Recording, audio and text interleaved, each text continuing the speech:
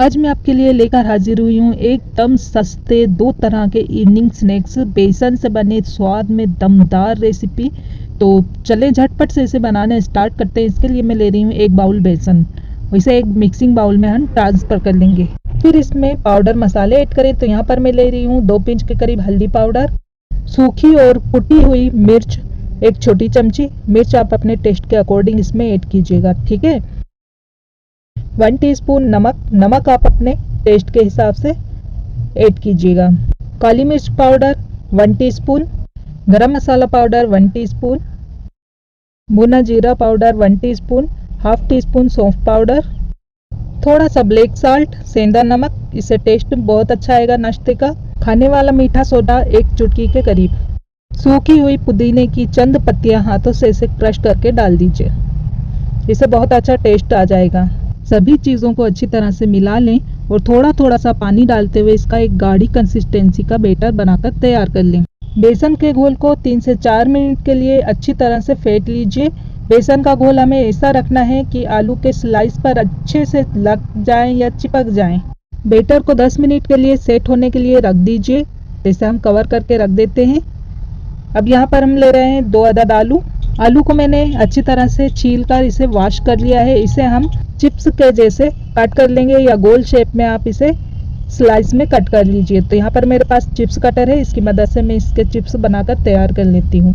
आलू को स्लाइस में काट कर ठंडे पानी में रखिए, जिससे आलू के स्लाइस अच्छे टाइट रहते हैं। इसके अलावा इसका एक्स्ट्रा स्टार्च निकालने के लिए इसे 2 से 3 बार ठंडे पानी से धो लीजिए। आलू के स्लाइस को धोने के बाद इन्हें ड्राई कर लीजिए। तो इसके लिए इन्हें एक स्ट्रेनर में निकाल लीजिए, इनका एक्स्ट्रा पानी निथर जाएगा। फिर इन्हें हम एक कपड़े से ड्राई कर लेंगे पोंछकर। तो ये लीजिए, इनका पानी निथर चुका है। एक कॉटन के कपड़ा बिछाकर इसके ऊपर हम सारे चिप्स डालकर अच्छी तरह से इसे पोंछ लेंगे और पोंछने के बाद इसे हम एक अलग प्लेट में रख लेंगे। इसके बाद मीडियम आकार की हरी मिर्च ले लीजिए और अच्छे साफ धोकर इसे कपड़े से पोंछ लीजिए। इसके बाद हरी मिर्च में लंबाई से चीरा लगाइए और बीज निकाल दीजिए। अगर ये तेज़ है तो बीज निकाल दीजिए। मुझे ये तीखा पसंद है, मैं बीज नहीं निकाल रही हूँ। सभी मिर्च में कट लगाने के बाद इसे रख दीजिए साइड में। एक प्लेट और लेंगे और इसमें हम डालेंगे 1 छोटा चम्मच चाट मसाला पाउडर और 1 छोटा चम्मच सेंधा नमक डालकर दोनों को अच्छी तरह से मिक्स कर लीजिए। मिक्स करने के बाद एक मिर्ची लीजिए और ये जो हमने मिक्सचर बनाया ना, मिर्ची में डालकर अच्छी तरह से भर लीजिए। देखिए इस तरह से, और साइड में रखते जाइए। इस तरह से मिक्सचर मिर्ची में आप भरेंगे ना तो मिर्ची का तीखापन भी कम हो जाएगा और मिर्ची में बहुत अच्छा टेस्ट आएगा। तो सभी मिर्च को फटाफट से भर लेते हैं। और इस वक्त आप जिस भी देश से मेरे वीडियो देख रहे हैं, जहाँ से भी देख रहे हैं, तो प्लीज़ कमेंट कर मुझे ज़रूर बताइएगा कि आपको मेरी वीडियो कैसी लगती है। आपके कमेंट से हमें हौसला मिलता है, मोटिवेशन मिलता है और अच्छी आपके लिए वीडियो बनाने का। तो सभी मिर्च को मैंने भरकर रख लिया है, ठीक है। ये देखिए, आप देख सकते हैं। तब तक बेसन के बैटर को रखे हुए 10 मिनट हो गए हैं और ये बहुत अच्छी तरह से सेट हो गया है। घोल को एक बार फिर से हम अच्छी तरह से फेंट लेंगे। इससे जो हम पकोड़े बनाएंगे ना, बहुत क्रिस्पी बनकर तैयार होंगे। इसे घोलने के बाद सबसे पहले गैस ऑन कीजिए, इस पर कढ़ाई रखिए और कढ़ाई में तेल डालकर गरम कर लीजिए। अब करना क्या है कि आलू के स्लाइस बेसन में के घोल में डाल देंगे और बेसन को अच्छे से इसमें लपेट लेंगे। तेल गर्म हो गया है तो अब एक करके बेसन लगी आलू की स्लाइस उठाते जाइए और गर्म तेल में ड्रॉप करते जाइए। अब लो से मीडियम आंच पर आलू के पकोड़े को पलट कर हल्का गोल्डन ब्राउन रंग आने तक फ्राई कर लीजिए। तो अब देखिए, आलू के पकोड़े बढ़िया से फ्राई हो गए हैं, अच्छा कलर आ गया है इन पर। तो अब इन्हें एक स्ट्रेनर में निकाल कर एक्स्ट्रा तेल निथार लीजिए। फिर इन्हें एक प्लेट में पलट लीजिए और इसी तरह से हम आलू के बाकी के पकोड़े भी तलकर तैयार करेंगे।